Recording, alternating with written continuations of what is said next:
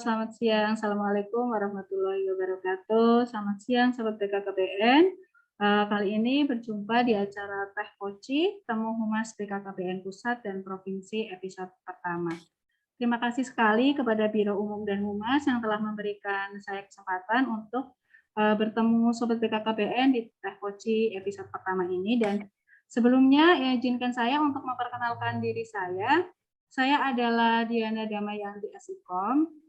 Sehari-hari saya bertugas sebagai Peranata Humas Ahli Pertama di UPT Balai Pendidikan dan Pelatihan Kependudukan dan KB Banyumas. Jadi BKKBN itu memiliki beberapa UPT Balai Diklat dan salah satunya berlokasi di Banyumas.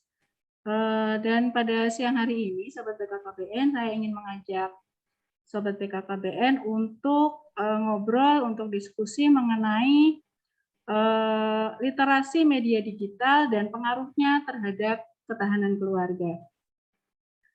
Terutama di masa pandemi, memang mengkonsumsi media sosial, gadget itu semakin meningkat. Kita juga setiap hari tidak bisa lepas dari yang namanya gadget ya, apalagi media sosial. Dan beberapa akhir-akhir ini fenomena-fenomena yang terjadi adalah banyak sekali perceraian. Tingkat perceraian di Indonesia semakin tahun semakin meningkat. Bahkan di tahun 2020, berdasarkan data yang dirilis oleh Kementerian Agama, angka perceraian itu mencapai lebih dari 300.000. Dan salah satunya yang mengejutkan adalah salah satu faktor penyebab dari perceraian adalah adanya tingginya konsumsi media gadget atau smartphone, terutama berhubungan dengan media sosial. Terlalu sibuk dengan ponsel diungkapkan menjadi salah satu faktor ketidakharmonisan di dalam keluarga. Selain menimbulkan ketidakharmonisan di dalam keluarga, beberapa ahli tumbuh kembang anak juga mengungkapkan bahwa gadget telah menimbulkan berbagai persoalan terkait pengasuhan anak. Anak di bawah umur yang terlalu banyak screen time atau mengkonsumsi HP dilaporkan mengalami speech delay, kemudian mengalami kesulitan bersosialisasi dengan lingkungan, bahkan beberapa diantaranya dilaporkan mengalami ketidakstabilan emosi yang disebabkan oleh kecanduan gadget. Selain pengasuhan terhadap anak, masalah gadget juga banyak ditemukan pada anak-anak remaja, misalnya seperti akses terhadap media porno, kemudian kecanduan game online.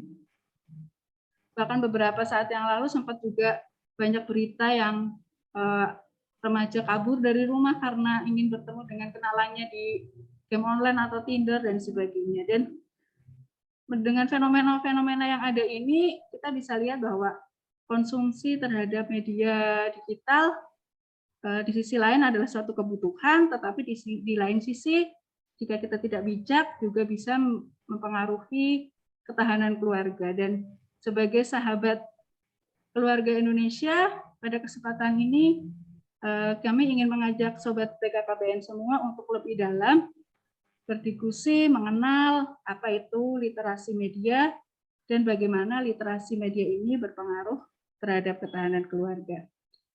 Dan lebih jauh juga kita akan membahas tips-tips agar gadget, terutama smartphone, bisa memiliki manfaat untuk mempermudah kehidupan sehari-hari, tetapi tidak justru mengancam ketahanan keluarga kita. Dan telah hadir bersama kita narasumber, seorang pegiat literasi media. Selamat siang, Bu Clara.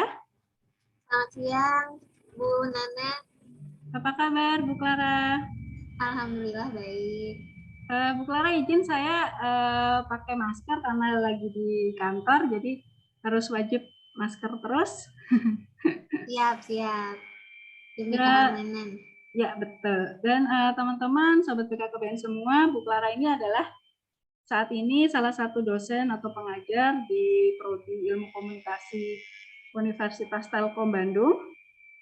Dan di tengah-tengah kesibukan mengajarnya, beliau juga adalah seorang pegiat atau trainer literasi media. Dan kata-kata yang sering beliau sampaikan adalah bahwa literasi digital itu sangat urgent, gitu ya Bu Clara ya? Iya, iya. Wah. Nah, sebelum kita membahas bagaimana literasi media digital ini berpengaruh terhadap ketahanan keluarga, pertanyaan saya yang pertama kepada Bu Clara adalah sebenarnya apa sih Bu literasi media itu?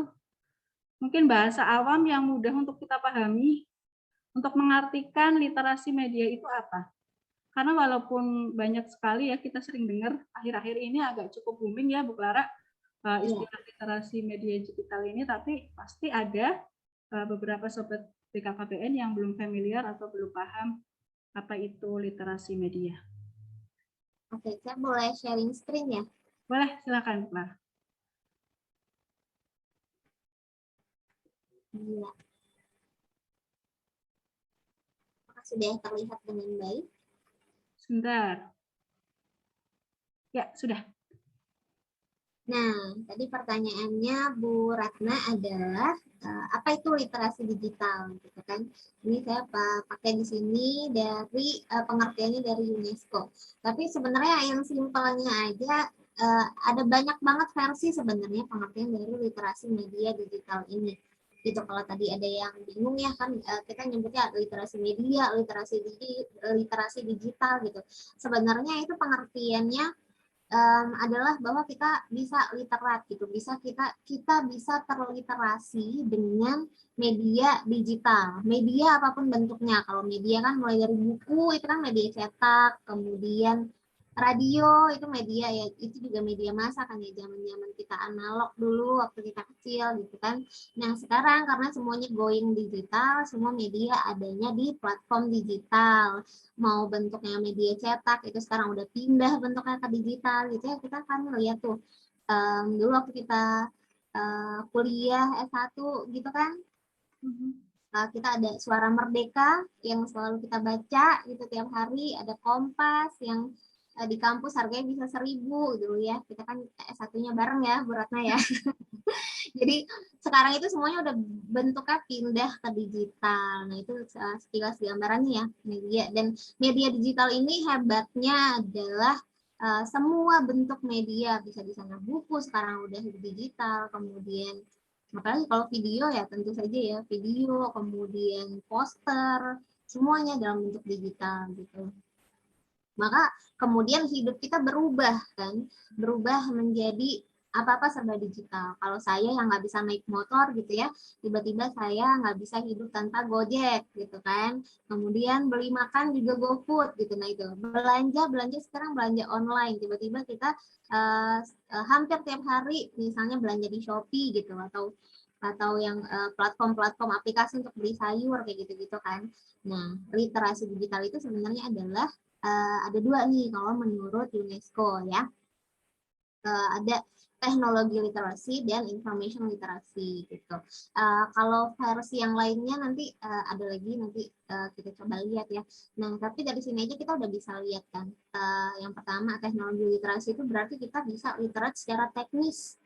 Secara teknis itu kalau misalnya tadi terhadap aplikasi Shopee, berarti kita bisa mengoperasionalkannya mulai dari mendownload, kemudian daftar, sampai belanja, sampai milih barang yang berkualitas, milih toko yang terpercaya, kemudian cara untuk supaya kita gratis ongkir, cara supaya dapat cashback, itu semua kita kuasai. Jadi secara teknis kita literat.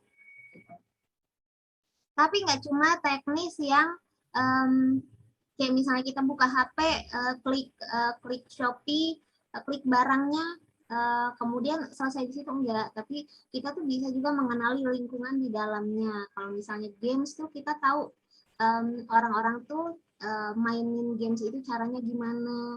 Kemudian kalau gamesnya PUBG itu senjatanya apa aja, orang-orang tuh pakai strategi untuk menangnya gimana. Jadi lingkungan di dalam situ, kemudian orang-orang yang ada di dalam situ, itu kita kenal. Kita bisa berkomunikasi atau kemudian menguasai secara teknis benar-benar gitu. Kalau games berarti kita bisa menang dan benar-benar mendapatkan fungsi hiburan yang kita inginkan gitu.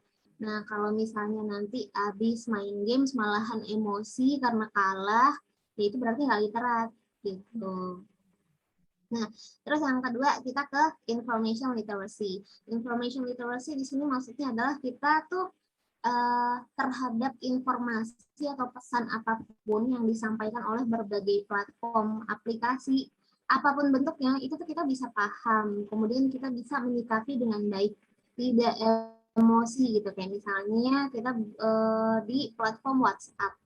WhatsApp itu kan kita diserbu ribuan, ratusan informasi tiap hari ya enggak Bu Ratna. Berbagai macam grup kita ikuti, kemudian ada yang di dalamnya kita aktif, ada yang di dalamnya kita tidak aktif gitu. Nah, ketika kita menerima informasi satu pesan misalnya dari WhatsApp, itu tuh kita bisa tahu mana sih informasi yang sebenarnya harus kita respon, mana informasi yang sebenarnya tidak harus kita respon, mana informasi yang sebenarnya penting, mana yang tidak, mana informasi yang benar, dan mana informasi yang hoax. Nah, itu kalau kita secara terliterasi secara informasi, berarti kita sudah bisa tuh mengenali semuanya. Termasuk di dalamnya juga itu adalah kemampuan yang tadi ya untuk menganalisa, menilai, kemudian menyebarkan dengan empati, bahwa kita nggak ketika kita buka WhatsApp kemudian kita scanning misalnya gitu ya, oh ada pesan yang kita pikir ini positif nih, ini bagus nih kalau aku bagi ke temanku si A gitu. Itu kan berarti niat baik ya, niat baik, asumsi bahwa menurut kita ketika kita menyebarkan informasi ini orang lain akan tertolong. Nah, perlu diketahui juga kalau kayak gitu kan berarti kebutuhannya ada di kita ya. Tapi kita suka pakainya ini penting untuk orang lain. Nah, ini berarti kita juga tidak terliterasi gitu.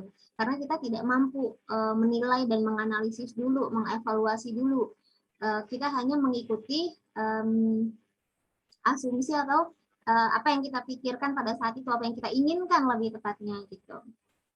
Nah, bahayanya kalau kemudian informasi tersebut adalah informasi hoax atau informasi yang tidak benar gitu ya. Walaupun seringan kayak misalnya pare dapat menyembuhkan kanker gitu. Tapi kita bayangin gitu ya, kalau misalnya ada orang yang percaya, langsung percaya, kemudian dia konsumsi pare sebanyak mungkin gitu. Nah, apakah itu bijak? Walaupun kemudian enggak mati kok, dia enggak meninggal kok gara-gara dia makan pare, tapi kan ada bentuk tanggung jawab sosial di situ, ada etika di situ, kemudian ada empati juga gitu, bahwa ketika kita menyebarkan sebuah informasi kita juga harus memikirkan orang yang akan kita kirimkan informasi itu mampu nggak menilai dan menganalisis informasi yang akan kita sebarkan ini gitu. Itu juga termasuk ke dalam core kemampuan literasi gitu. Kemudian juga di tataran yang lebih baik lagi ya, bahwa dengan kita misalnya mengkonsumsi media digital, kita tuh bisa menghasilkan sebuah karya. Kemudian karya ini akan lebih baik lagi jika bisa mendatangkan manfaat untuk orang lain. Kayak misalnya hari ini kita berkolaborasi kan ya Bu Ratna ya, kita bikin acara, kemudian kita membicarakan sebuah tema, kemudian nanti ini akan dikemas dalam sebuah bentuk video yang bisa dikonsumsi halayak banyak orang gitu. Nah, sehingga kemudian apa yang kita lakukan dengan media digital kita ini bisa menghasilkan sebuah manfaat gitu. Lebih besarnya lagi kalau misalnya bisa bersama-sama mengajak orang banyak ya, bisa memobilisasi massa ke dalam sebuah bentuk yang positif.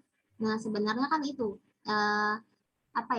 tujuan diciptakannya dari media digital itu sendiri, bukan untuk membuat kita kecanduan sampai kemudian lupa dengan keluarga gitu ya karena terlalu asyik main games gitu, bukan juga untuk kayak kita jadi terobsesi pengen buka HP terus-terusan kayak gitu, walaupun sebenarnya belum tentu ada pesan yang ditujukan untuk kita, tapi kita gelisah dan itu juga harus diwaspadai bahwa itu adalah tanda-tanda kecanduan gitu. Jadi kalau ditanya pengertian literasi itu apa sih, literasi digital itu apa sih sebenarnya? Jadi dia sangat sangat luas sekali gitu. Kalau di sini juga nih ini ya, saya tampilkan ini yang pengertian dari Potter, teori dari Potter.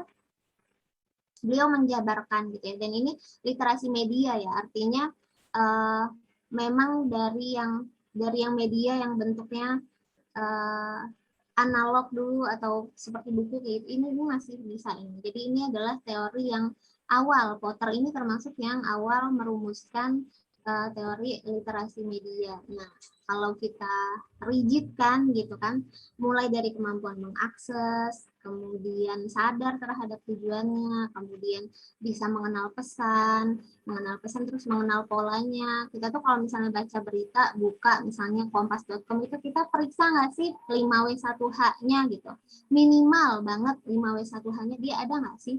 Ya kalau nggak ada berarti walaupun dia platform yang besar, ya berarti dia tidak kredibel beritanya. Nah, kemudian kita bisa evaluasi lagi apakah media massa yang besar ini merupakan sumber informasi yang terpercaya kayak gitu.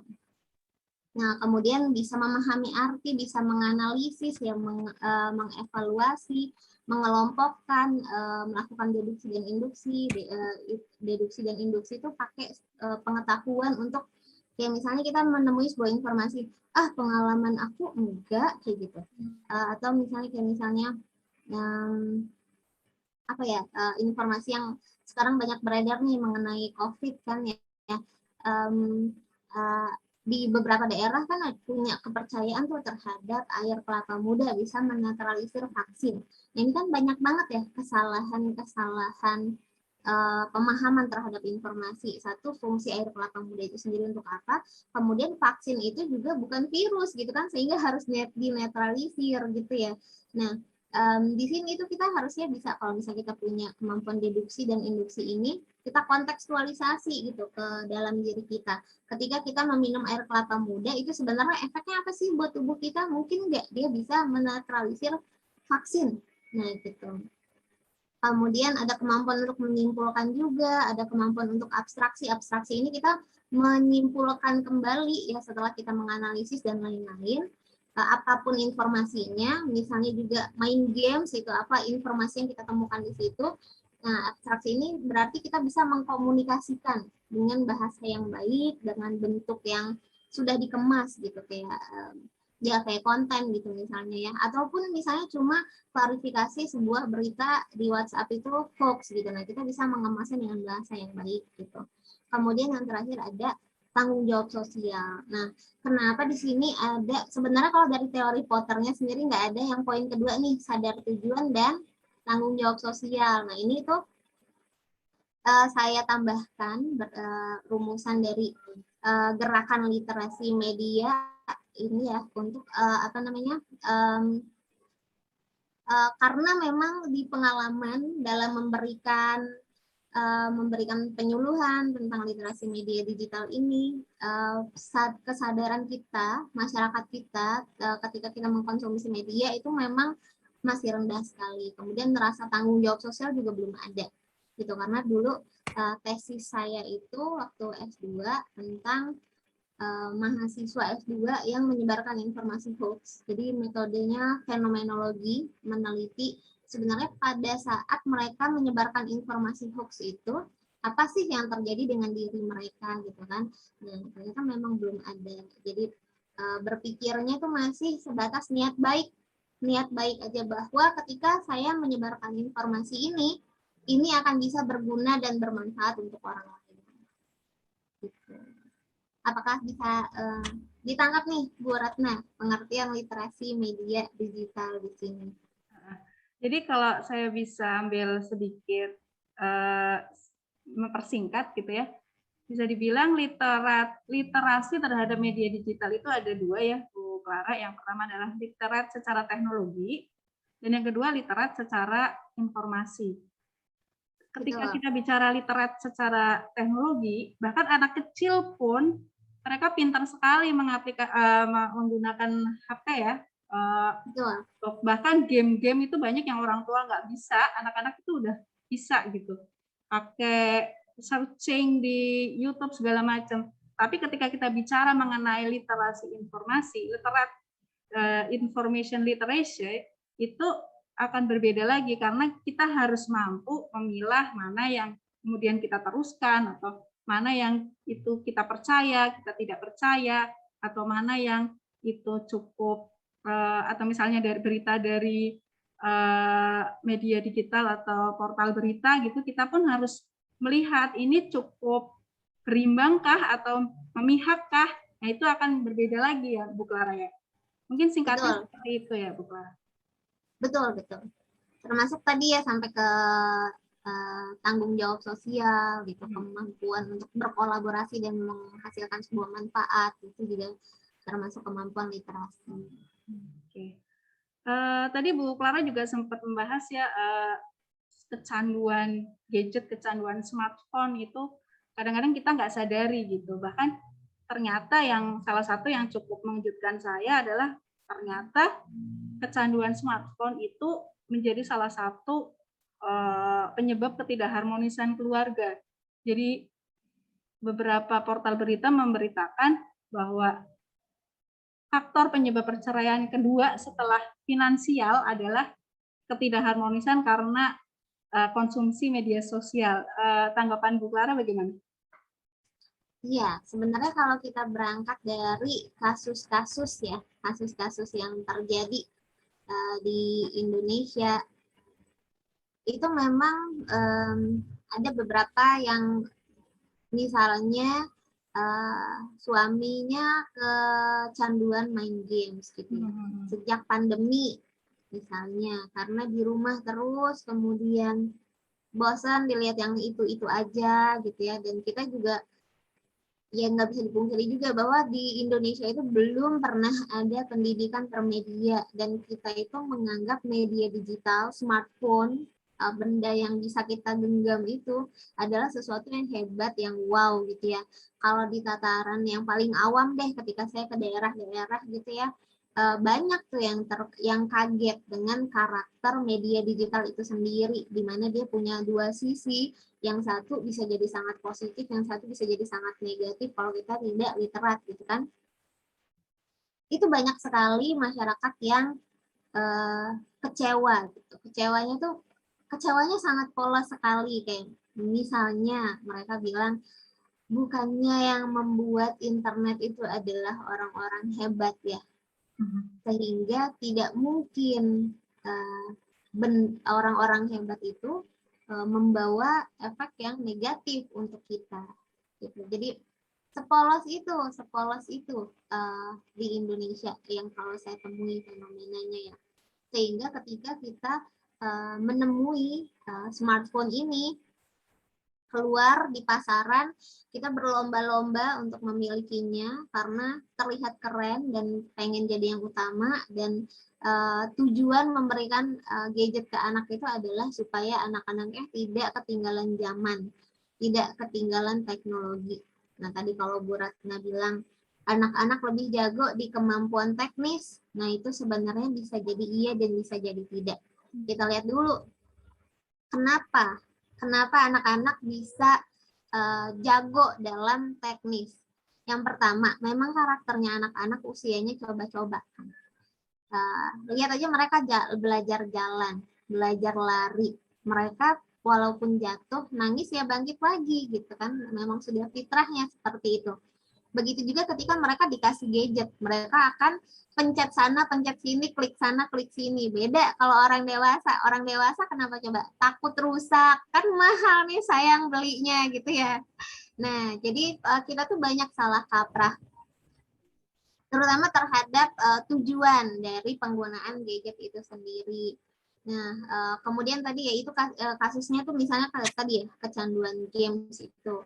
Kemudian yang kedua, banyak juga kasus yang dari media sosial. Di dalam gadget kita sudah ada media sosial, bisa ketemu mantan, ketemu teman sekolah gitu ya, sehingga kemudian terjadilah perselingkuhan dan marak gitu ya, karena media digital ini juga karakternya sangat update, tidak berbatas tempat, waktu, dan ruang gitu. Berbagai informasi tuh gampang banget tersebar.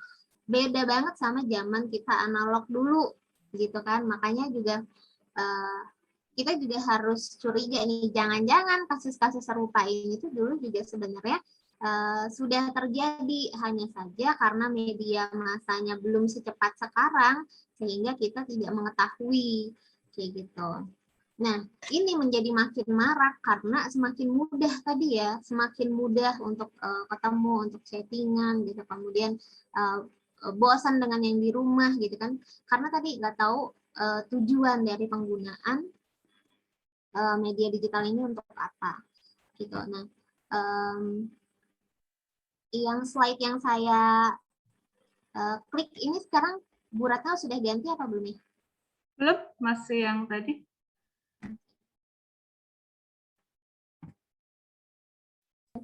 Gitu. Ya, ini udah kelihatan Bu Clara. Ya, baik. Nah, di sini, nah ini juga ya tadi kenapa saya masukkan ini ke dalam salah satu core skill gitu, karena memang di masyarakat yang saya temui itu adalah tidak sadar tujuan. Coba kita lihat dulu ya, media digital itu kan tujuan yang utamanya buat apa sih? Smartphone tujuan utamanya apa kalau menurut Ibu Nana? Kalau saya sih untuk kerja ya, mempermudah komunikasi, mempermudah cari info gitu. Betul. Yang pertama banget dulu kita kenal HP itu kan untuk komunikasi. Itu yang pertama. Ada fungsi komunikasi di sana. Kemudian tadi Bu Diana sebutkan juga ada fungsi informasi di sana. Kemudian makin berkembang fungsinya untuk bisa menghasilkan uang atau mendapatkan pendapatan. Kemudian ada fungsi hiburan juga di sana. Jadi sama sebenarnya kayak fungsi media massa yang dari dulu sudah kita kenal gitu ya. Ada 4 fungsi itu di sana. Nah, kita ketika mengenal gadget, yang pertama kita lakukan apa? 1, games. Kemudian media sosial. Kemudian belanja online gitu ya. Oke, belanja online taruhlah untuk memenuhi kebutuhan hidup, tapi banyak juga yang terjebak dengan budaya konsumtif. Karena sekarang banyak kemudahannya, ongkirnya murah, gratis bahkan gitu kan, semua barang yang murah, bisa tinggal klik, gampang banget. Akhirnya jadi konsumtif dan impulsif, tiba-tiba barang-barang numpuk di rumahnya nggak tahu nggak digunain buat apa gitu.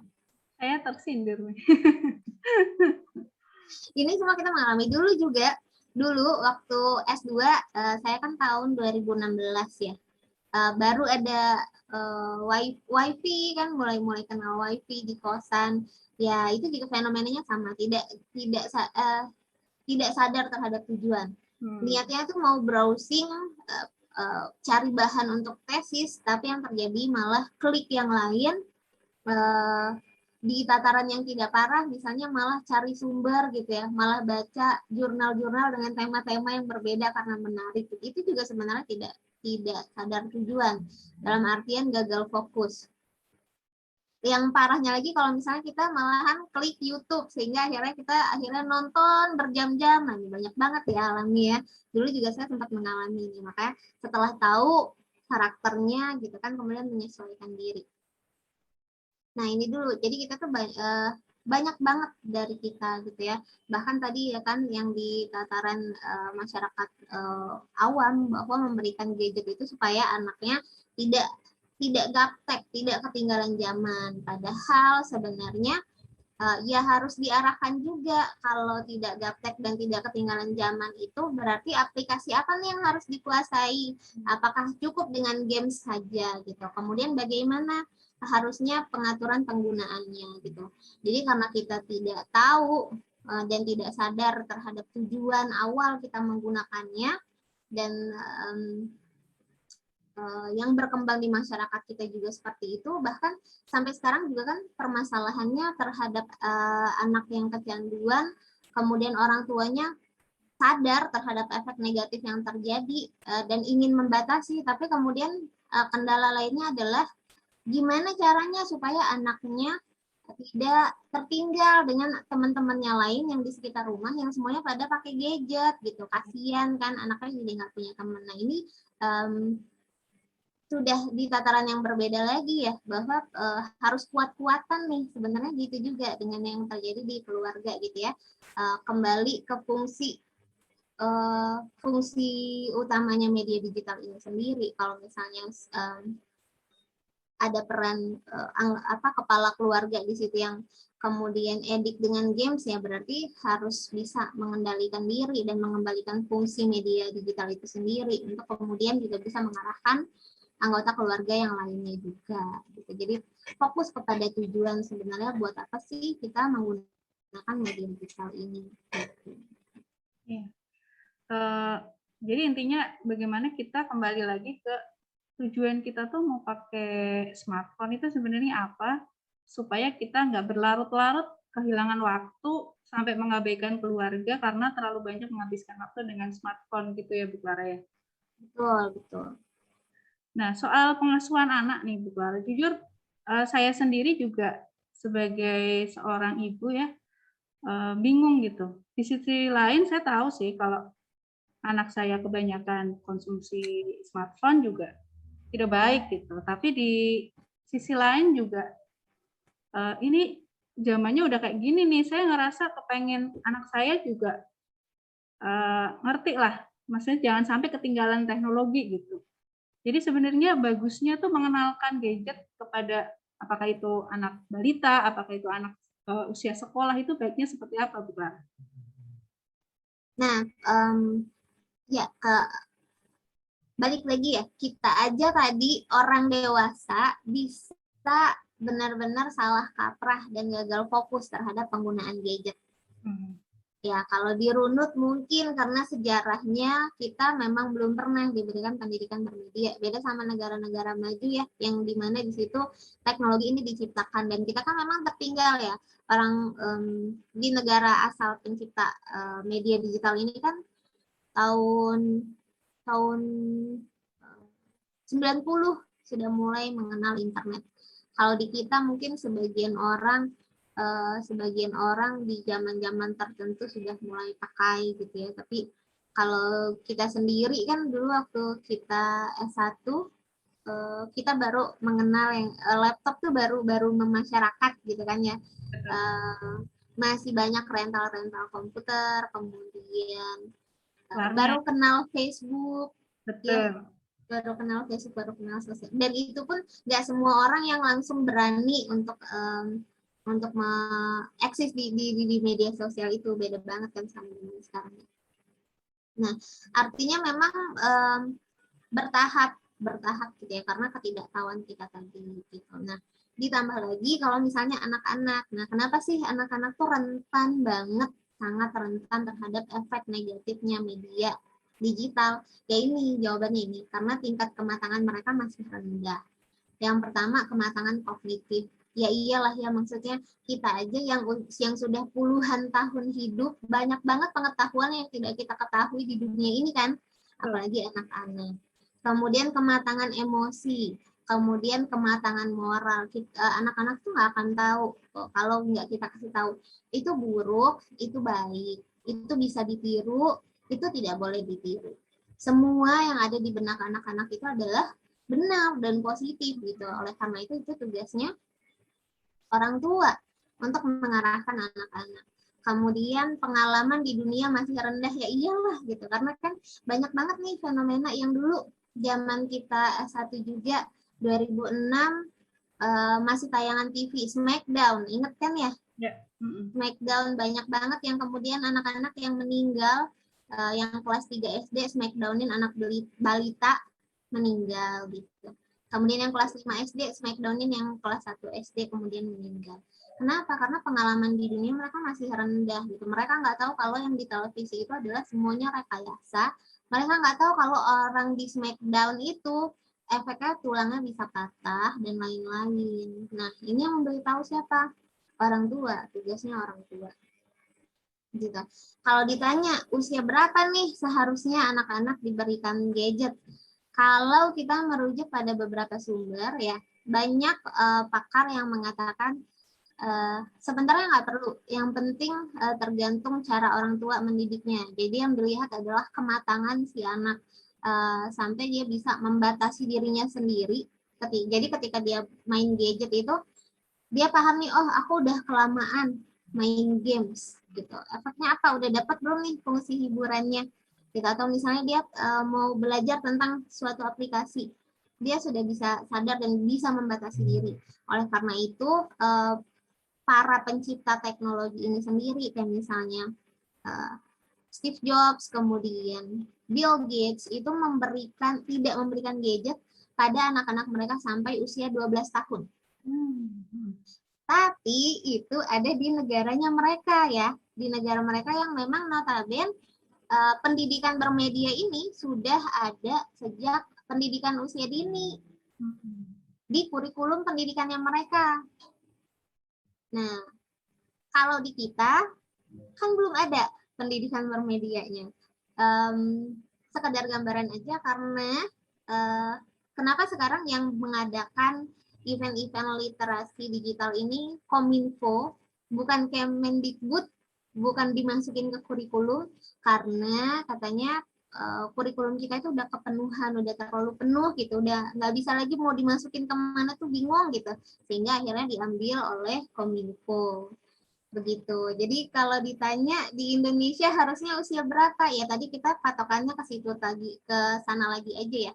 Ketika anak-anak sudah mampu membatasi diri sendiri, ketika anak-anak sudah bisa aware terhadap apa nih efeknya yang terjadi pada diri mereka. Ketika mereka main games, kalah, mereka sedih, emosi, itu mereka sadar, oh kenapa ya aku jadi marah-marah sama mama kayak gitu. Oh karena soalnya aku main games terus kalah, kesel gitu kan, terus dipanggil-panggil suruh makan. Sebenarnya yang mana yang lebih penting, makan atau main games? Kalau aku pilih main games, apa yang akan terjadi dengan tubuhku? Kalau aku pilih makan, apa yang akan terjadi dengan tubuhku? Mana yang fungsinya pokok nih, yang lebih penting? Sekarang kan banyak fenomenanya anak-anak tuh bahkan lebih milih untuk nahan pipis, nahan BAB, nahan lapar untuk bisa main games. Ini fenomenanya. Makanya kemudian banyak yang tadi disebutkan ya, tumbuh kembang anak terganggu. Kasus speech delay. Kemudian kasus syarafnya terganggu karena terlalu banyak terpapar blue screen, sinar biru yang keluar dari gadget kita ini. Kemudian banyak juga yang motoriknya terganggu karena terlalu terpaku. Gitu. Terlalu terpaku. Nah, ini siapa yang mesti ngasih tahu ke anak-anak, kayak orang tua gitu. Karena di sini juga ada materinya sendiri ya, parental mediation yang memang butuh sesi khusus lagi.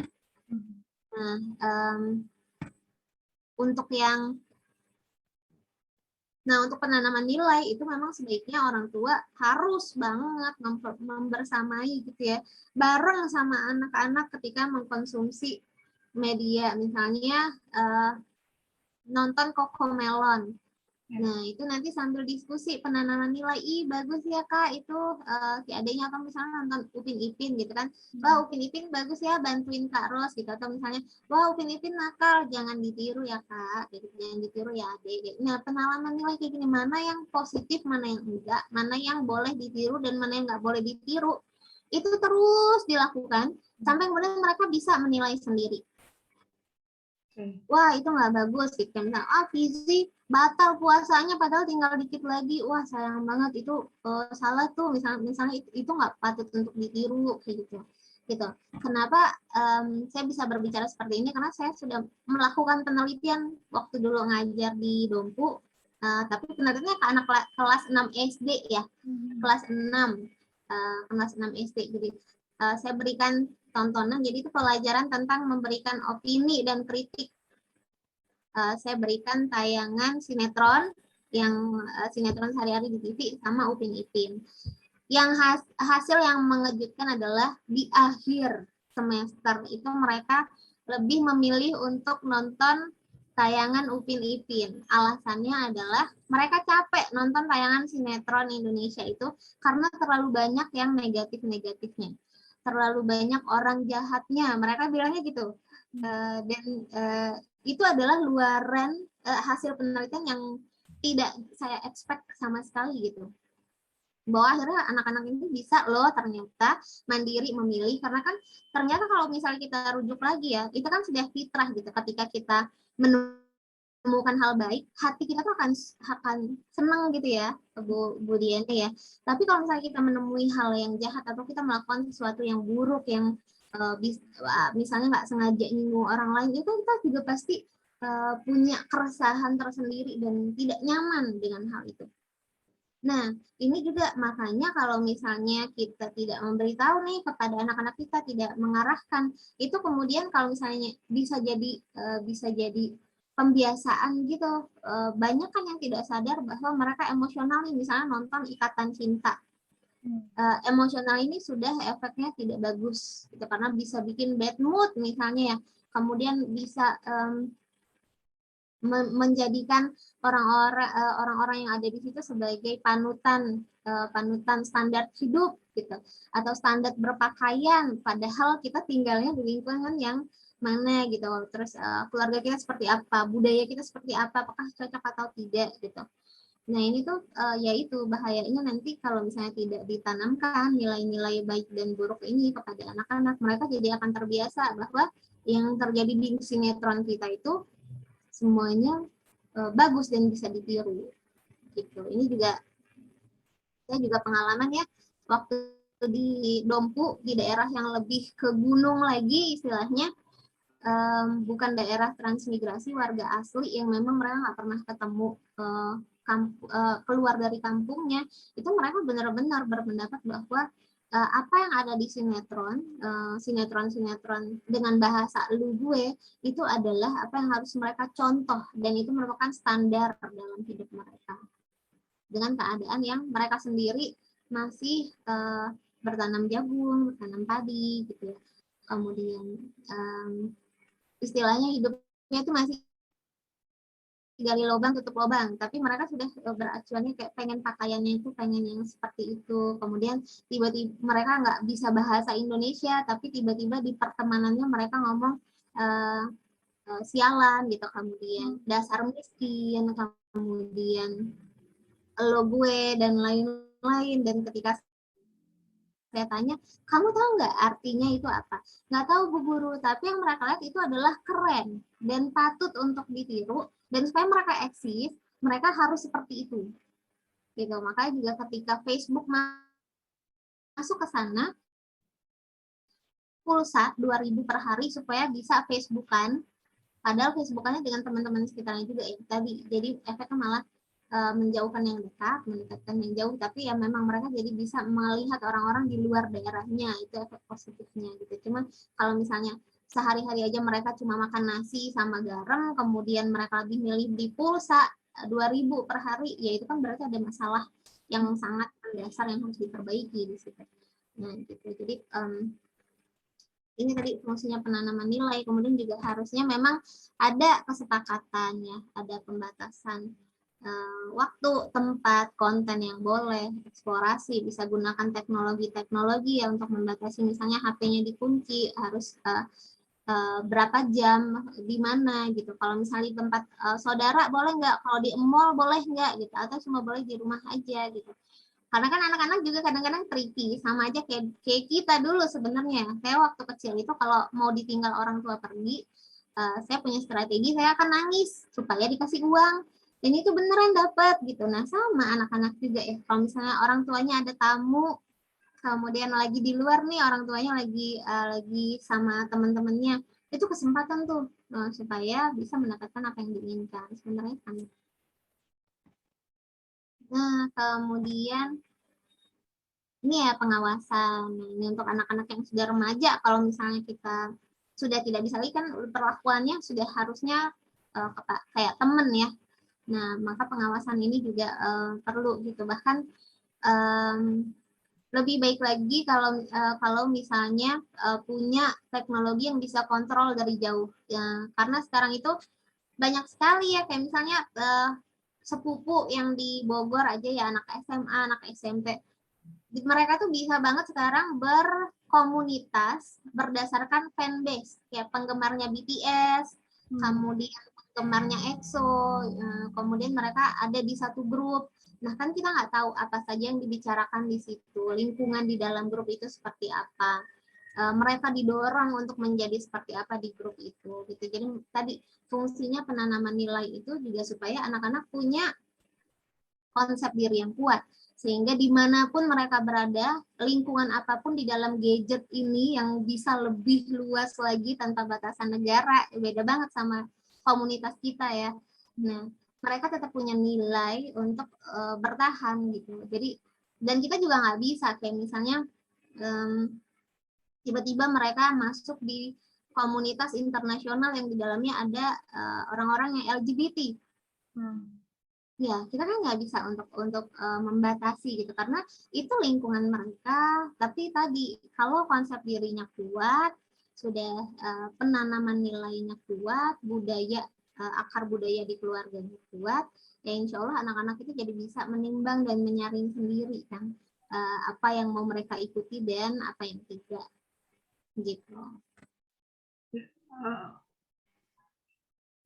Jadi kalau saya sedikit menggarisbawahi ya Bu Clara, sebenarnya ketika kita ingin memberikan gadget kepada anak kita atau smartphone kepada anak kita, poin pentingnya adalah mendampingi ya Bu Clara. Jadi mendampingi anak-anak kita ketika mengkonsumsi media, kemudian sembari kita menanamkan nilai-nilai yang bisa kita ambil dari apa yang anak-anak kita konsumsi dari gadget itu ya Bu Clara. Jadi intinya orang tua harus meluangkan waktu ya untuk mendampingi anak gitu, karena kadang-kadang daripada anak saya gangguin saya kerja misalnya, atau daripada anak saya keluar-keluar main kemana nggak ngerti, udahlah saya kasih gadget aja gitu Bu Clara. Jadi kadang-kadang di sisi lain kita pengennya anak-anak kita tuh diem di rumah, tapi juga kalau terlalu banyak main gadget juga kita prihatin juga gitu.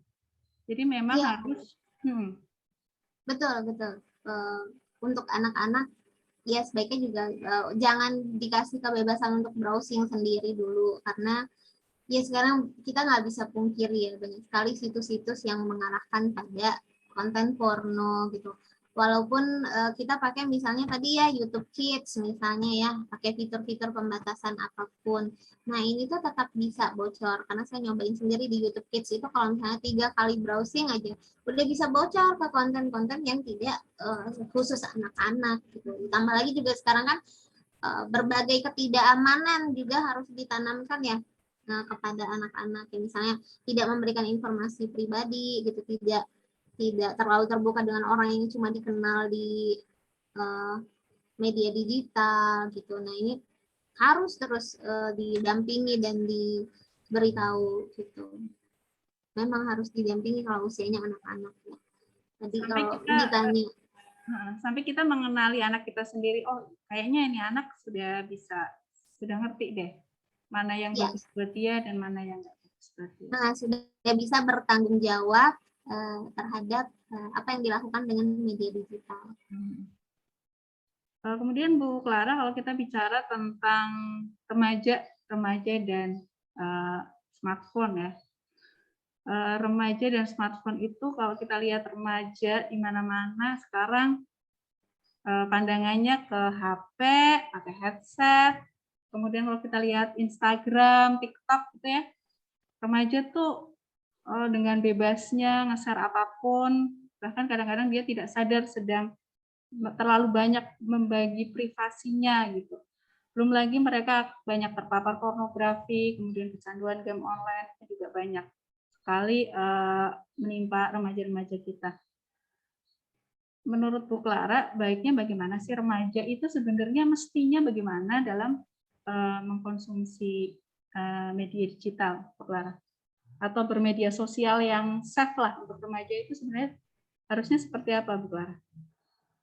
Oke, nah remaja itu kan masih belum lepas ya dari tanggung jawab orang tua ya, karena memang apalagi remaja awal gitu kan. Kalau saran saya lebih menyarankan untuk kegiatan bermedia anak remaja itu diarahkan kepada hobinya gitu, karena memang tadi ya untuk anak-anak pun juga memang kita harus memberikan pengalihan. Kayak misalnya anak-anak yang suka di main bola, ya udah daripada dia nontonin konten bola di media digital, ya kita kasih bola yang sebenarnya, temenin main bola, dan itu akan konsen ke motoriknya, perkembangan motoriknya gitu kan. Nah, begitu juga dengan yang remaja, dia hobinya apa, misalnya hobinya nyanyi gitu. Lebih baik dia dikasih pembelajaran untuk beneran serius belajar nyanyi kayak gitu. Yang lewat media sosial juga bisa, tapi pastikan dia mendapatkan manfaatnya. Pun itu untuk mengembangkan hobi ya, dan terus dikasih tahu gitu batasan negatifnya apa, batasan positifnya apa. Jangan sampai terobsesi, karena kebanyakan yang terjadi orang tua itu, padahal orang tua yang ngasih gadget ya, tapi kemudian ketika anaknya terus-terusan main gadget, biasanya langsung menjudge. Ini juga fenomena yang menjauhkan orang tua jadi dari dengan anak remaja nih, karena orang tua biasanya sudah menjudge duluan, kamu main games terus, bla bla bla bla bla bla bla gitu. Nah, sebaiknya sih jangan pakai pola komunikasi yang seperti itu, tapi kembali lagi didekati gitu. Jangan sampai anak-anak kita itu komunikasinya tidak terbuka karena tadi terlanjur dijudge, selalu diberikan label-label yang negatif gitu, sehingga anak-anak kemudian lebih memilih untuk tidak terbuka dan menyembunyikan kegiatan bermedianya. Nah, ini juga yang harus diwaspadai. Kalau misalnya sesibuk apapun orang tuanya, ya upayakan itu selalu ngobrol di setiap kesempatan, misalnya sambil makan atau misalnya sambil nyetirin nganterin ke sekolah. Ngobrol aja, di gadgetnya ada apa aja gitu, ikut grup apa aja Kak, di grup itu ngapain aja, apa yang diobrolin di situ, menurut kamu itu bagus atau enggak, menurut kamu itu bisa ditiru atau enggak. Kalau di Indonesia, fenomenanya kayak misalnya LGBT, kalau di Indonesia gimana gitu, menurut agama kita gimana gitu. Jadi dan jangan menjudge sekali lagi, supaya anak-anak juga tidak tertutup terhadap kegiatan bermedianya gitu. Itu yang harus dilakukan banget, karena remaja ini kalau saya ngelihat ya memang ngotot-ngototannya itu banget dengan orang tua ya, dan ya gitu lah ya. Mungkin dulu juga kita waktu, karena remaja itu kan memang usia yang dimana kita tidak bisa mengendalikan emosi kita, ya enggak, apapun bentuknya ya, mau bentuknya cuma diem aja pundung gitu, apa kalau bahasa Jawanya ya itu juga emosi gitu, bahwa kita nggak bisa mengendalikan. Dan kalau ingat masa-masa remaja dulu juga, ya kita nggak tahu apa yang kita inginkan sebenarnya. Oleh karena itu orang tua juga harus bijak, kita harus mengarahkan nih, kakak tuh lagi kenapa gitu. Ya itu tadi harus sebaiknya berupaya supaya komunikasinya tetap terbuka, agar anak tetap terbuka dengan kegiatan bermedianya. Jadi ngajak ngobrol, sering-sering ngajak anak remaja kita untuk ngobrolin yang lagi rame di media sosial itu apa deh, apa Kak gitu kali ya. Nah, sebenarnya kan kalau di fungsi pengawasan ini ya, pengawasan mana ya, di pengawasan ini tuh bisa dilakukan misalnya ketika anak sudah tidur, orang tua ngecek HP-nya gitu, di WhatsApp-nya apa aja, dia punya pacar atau enggak, kalaupun punya pacar apa yang diobrolin gitu ya. Nah, ini nanti yang bisa dijadikan bahan obrolan gitu, dan secara tidak langsung ya, lihat lagi tipikal anaknya ya. Kalau memang pola komunikasinya belak-belakan mungkin bisa, tapi kalau anaknya introvert gitu, mungkin butuh jalan lain dulu untuk masuknya. Itu ya, seni berkomunikasi dengan anak. Menarik sekali Bu Clara, kayaknya kalau kata ilmiahnya daging semua gitu Bu Clara obrolannya. Nggak berasa nih, udah lebih dari setengah jam lah kita ngobrol. Mungkin untuk menutup Bu Clara, atau terakhir ya, kesimpulan gitu, supaya kita jadi keluarga yang literat, jadi orang tua yang literat terhadap media digital. Tips dari Bu Clara seperti apa? Satu, berdasarkan pengalaman saya memberikan banyak penyuluhan juga ya. Satu, karena kita baru nih dengan media digital dan memang belum ada kurikulum pendidikannya di Indonesia sehingga kita belum terbiasa, sadari dulu kegiatan bermedia kita tuh apa. Ketika kita mengakses suatu aplikasi, ketika melihat sebuah informasi, yang terjadi dengan diri kita tuh apa sih? Apakah kita emosi? Apakah kita menjadi kalut? Apakah kita jadi terlalu happy? Gitu. Itu sadari dulu. Setiap apapun yang kita temui di media digital kita, kayak misalnya sekarang nih kan kita lagi pegang smartphone ya. Kita gelisah nggak nih? Aduh, kayaknya ada message deh. Kayaknya ada pesan. Itu sadari dulu. Ketika kita mau tidur, yang terdistraksi. pengen lihat HP, kayaknya ada message deh, ada yang penting deh. Nah, itu sadari dulu. Sadari semua apa yang terjadi dengan diri kita. Ketika kita sudah bisa menyadari itu, menguasai emosi kita, mau yang emosi yang positif ataupun negatif terhadap media digital, nah kita akan lebih make sense gitu ya, lebih sadar terhadap apa yang kita lakukan. Dengan demikian kita bisa fokus pada tujuan penggunaan gadget ini untuk apa. Ketika kita mau buka smartphone, oh aku mau balas pesannya Clara. Kita nggak buka Instagram, tapi langsung buka WhatsApp, langsung balas pesannya Clara, gitu kan. Nah, ini yang harus dilakukan. Nah, ketika orang tua sudah bisa menyadari emosinya, apa yang terjadi dengan dirinya terhadap media digital, nah otomatis juga orang tua akan lebih aware gitu terhadap perilaku anak-anak, ya. Apa yang terjadi dengan anak-anak, kognitifnya anak-anak, afektifnya anak-anak, psikomotoriknya anak-anak ketika mereka mengkonsumsi gadget gitu. Tadi fokus pada tujuan, apakah mereka mencapai tujuannya. Pun itu cuma fungsi hiburan. Apakah hiburan itu beneran tercapai atau malah jadi uring-uringan dengan konten hiburan yang ada di media digital, atau malah kita niatnya adalah traveling online. Tapi ketika kita menonton tayangan tersebut, misalnya lihat Switzerland gitu ya, indah banget kan. Tapi kita malah jadi terobsesi sampai mengorbankan kehidupan kita. Nah, itu juga kan berarti tidak baik. Tapi beda kalau misalnya kita jadi bisa mengatur keuangan kita jadi menambah pemasukan kita, kayak misalnya kita investasi, menambah pengetahuan kita, yang lain-lain. Nah, itu beda. Jadi tadi ya, satu, sadari, kemudian fokus pada tujuan, dan jangan khusus untuk orang tua dan yang sudah berkeluarga, tetap utamakan komunikasi dengan keluarga, tetap utamakan kehangatan keluarga gitu, karena anak-anak pun walaupun nanti mereka 10 tahun ke depan sudah bekerja full dengan yang berurusan dengan teknologi internet, tetap saja yang bisa survive dan bertahan itu adalah yang mampu untuk empati dan berkolaborasi, berkomunikasi dengan baik. Kalau itu tidak dicontohkan dari dalam keluarga, dia nggak akan punya bekal diri yang cukup untuk bisa survive di dunia kerjanya besok. Gitu. Teknologi ini hanya alat untuk membantu, tapi yang mengendalikannya sekali lagi adalah kita, manusia. Kita yang punya otak, kita yang membuat.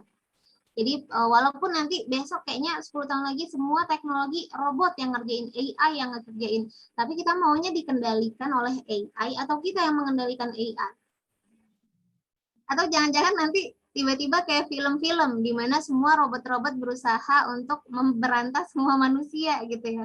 Kita kan nggak tahu ke depannya kayak apa. Maka tetap manusia itu harus tetap humanis. Nah, humanisme ini yang harus dibangun dari keluarga. Bukan anak yang pinter berteknologi, tapi anak yang mampu menyesuaikan diri dengan segala keadaan. Dan dengan tipikal internet yang dinamis banget dan cepat ini, maka kebutuhan untuk adaptasinya juga harus cepat. Gitu. Jadi orang tua harus konsen banget nih sekarang dengan hal ini ya, untuk menyiapkan anak-anak di masa depan supaya mereka bisa tetap bersosialisasi dan punya otoritas diri terhadap media digital. Begitu, Bu Diana. Oke, jadi intinya kita harus sadar tujuan kita pakai media, pakai smartphone itu apa, dan komunikasi dalam keluarga juga harus tetap dijaga. Kira-kira begitu ya, Bu Clara ya? Ya, ya. Orientasi, yaitu ya, tujuan apapun kegiatannya, orientasinya kembalikan ke keluarga. Ya. Terima kasih sekali Bu Clara, benar-benar obrolan yang insya Allah sangat bermanfaat sekali. Mudah-mudahan dengan obrolan ini dan mungkin mudah-mudahan nanti akan ada kesempatan lain Bu Clara, kelihatannya literasi media ini masih banyak sekali yang bisa kita bahas ya Bu Clara ya. Betul, betul. Masih banyak sekali, ini kayak baru pembukaannya aja ya. Iya. Secuil gitu. Yang penting nyangkut gitu. Dan masyarakat Indonesia masih banyak sekali yang perlu untuk mendapatkan informasi, mendapatkan pencerahan tentang literasi media Bu Clara, karena memang walaupun lagi sedang banyak digalakan oleh pemerintah ya melalui Kementerian Kominfo, tapi yang ikut webinar, yang ikut pertemuan tentang literasi media saya rasa ya itu aja gitu. Masyarakat umum kelihatannya belum banyak yang mendapatkan akses tentang literasi media ini. Mudah-mudahan nanti suatu saat kita bisa obrolin lagi yang lebih seru ya, Bu Clara. Terima kasih lagi. Siap. Ditunggu undangannya. Terima kasih sekali, Bu Clara. Di tengah-tengah kesibukannya masih mau ya menemani saya untuk ngobrolin tentang ketahanan keluarga dan literasi media ini. Dan Sobat BKKBN, demikian obrolan yang sangat menarik tentang pentingnya literasi media bagi ketahanan keluarga. Dan Sobat BKKBN yang ingin mungkin berkomunikasi, ingin bertanya lebih jauh, bisa menghubungi Bu Clara melalui Instagram di literasi media Clara. Media Clara. Oke, disambung semua ya Bu ya? Iya, disambung semua. Baik, Sobat BKKBN, itu saja untuk obrolan kita hari ini. Sampai jumpa di Teh Poci selanjutnya bersama Permata Humas selanjutnya yang lain dari provinsi yang lain mungkin. Terima kasih atas waktunya, terima kasih atas perhatiannya. Sampai jumpa lagi, mudah-mudahan bermanfaat dan mohon maaf atas segala kekurangan. Assalamualaikum warahmatullahi wabarakatuh. Waalaikumsalam. Terima kasih.